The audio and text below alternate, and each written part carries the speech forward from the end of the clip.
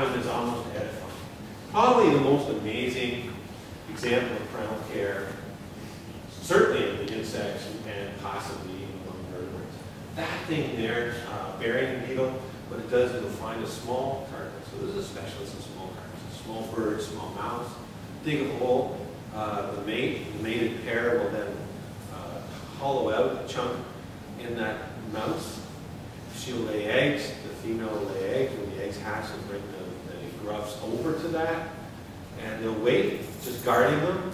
And then when the grubs go to molt, they help take the old skin off, and they stay there with these things for about 2.5 weeks until they're mature in the beetles, at which point they go and try to start the process again. It's an incredible amount of parental care, male and female, on maybe 12, 14 offspring. That's as good as you would find in any bird, as good as most mammals. That's a beetle. There's a beetle covered in mites. That's the same beetle. And those mites, those little red dots, what they do, and I'll give you their shot, I've sort of brushed them away. These things just hang on that beetle, and that beetle finds a mouse, they jump off and eat any fly eggs. Clean it right up. That's what they get out of it. They get a way of getting from one carcass to another. What the beetle gets out of it is a clean carcass. There's the grubs. Creatures. There's a student of mine about to put a dead raccoon down a well.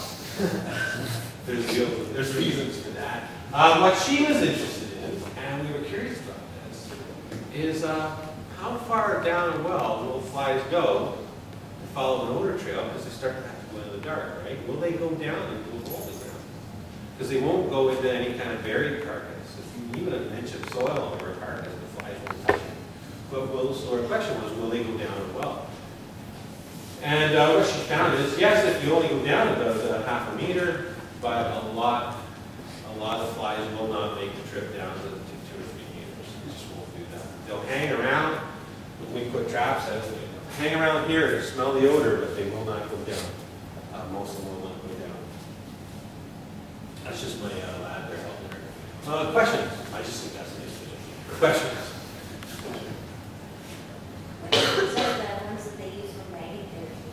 Yeah, Formia regina, those ones with black bullflies, the ones on that coyote skull. And, show you. Where is this? That. Okay. Yeah, see how they have that folded over wing? This is sort of characteristic. You can't always go by that, but when you see these things, they call it black bullfly. It's kind of like a dark green, black hue to it. We know more about this animal than we do about humans in terms of the amount of research that's done on that. Maybe second to the fruit fly. Working around. So they use those because they only eat the decaying tissue, right? Yeah, and they stop at the line. Yeah. You don't want something that's going to keep on going. No. Yeah. But the good news is that they're common. It's not something. It's not like a self-medicating thing. I don't think that would be.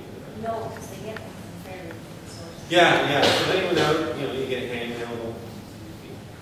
For maggots. Do it to your friends, but don't be. So you touched on like how birds, plants, the role. What about fungus?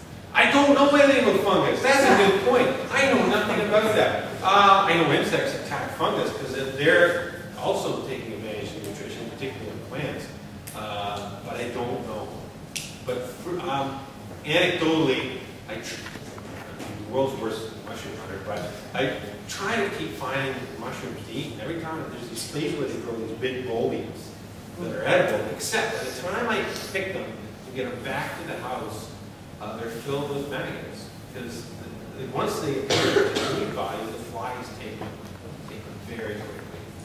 So it's quite difficult to get clean fungus. But I don't know about that. That's just my experience as a naturalist, not as a scientist. Other questions? Yeah? Okay, what about the common housefly? Yeah, what about it? Most dangerous animal on the planet, if you want to look at the number of people who it's killed. Yeah. Absolutely. Most people die. You know this from diarrheal diseases. Oh.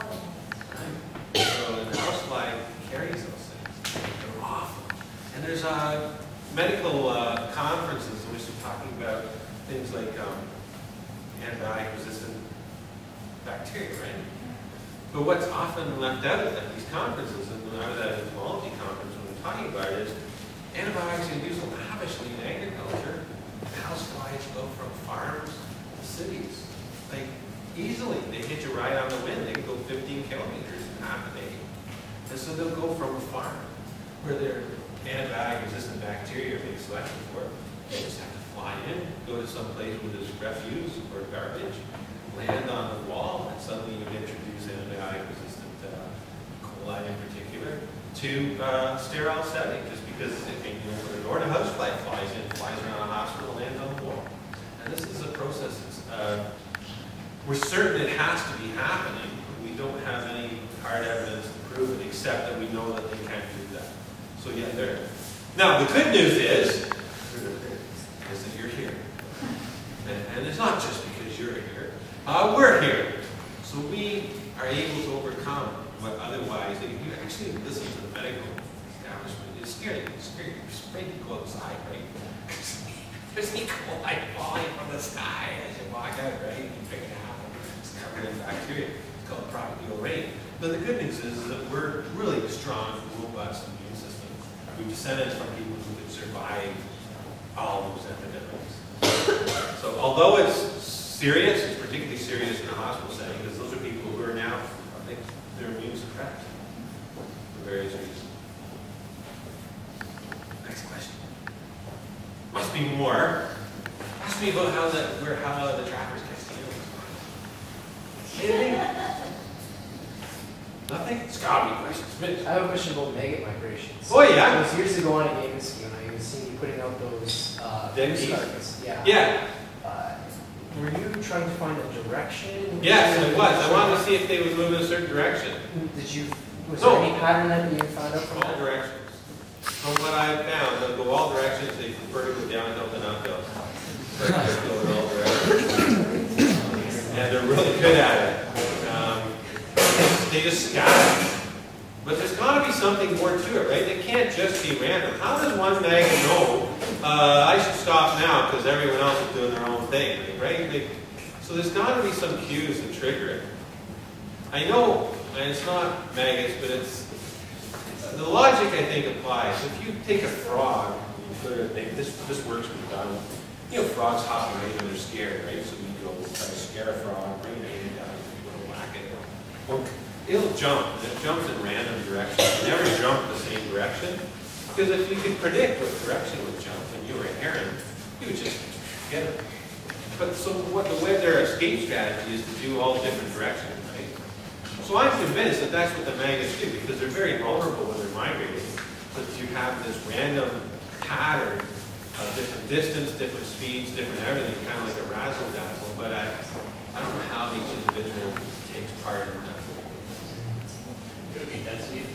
Yeah, I think there's a density component to it, but I don't know what trigger that. You're right. I think there is, because that would make sense that there is a density dependence at work. I'm not sure how that would play out. Meaning, if you have a cluster of maggots, some would start a little earlier, some a little later. They would have certain sensitivities to that density. But yeah, I don't know. They only pay until they have a certain low density. Oh, is that right? So if you're in the spread until they find a low density in the future. Yeah, well, could be. Actually, that's actually quite interesting. I did not know that. I think that's a good point. So it'd be like a cue, like a pheromone cue.